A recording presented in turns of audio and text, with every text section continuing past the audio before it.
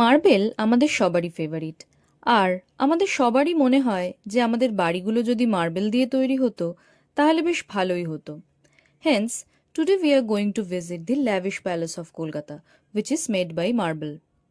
Kolkata heritage সিরিজের আজকের পর্বে আমরা এক্সপ্লোর করব the marble palace which is famous for its neo classical architecture with a mix of old Greek and Roman architecture. And the best part during winter is this lovely garden filled with lots of greeneries and flowers and butterflies.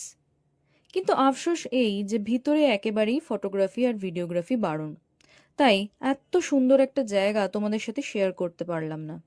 তবে trust me, ভিতরে এত সুন্দর জিনিসপত্র রয়েছে দেখার জন্য যে আমি সবাইকে বলবো প্লিজ একবার অন্তত তোমরা ভিজিট করে যাও। ভিতরে রয়েছে famous paintings, glass made antiques and private জু।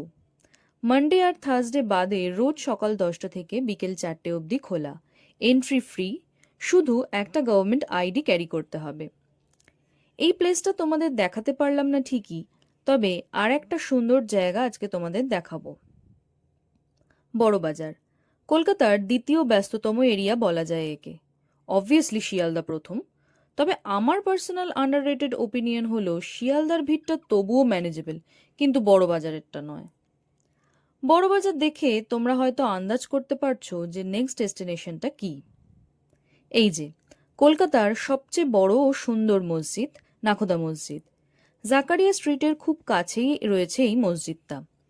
1926 সালে সম্রাট আকবরের সমাধির আদলে এই মসজিদ নির্মিত হয়। লাল বেলেপাথর ও মার্বেল দিয়ে পুরো মসজিদটা তৈরি করা হয়েছে।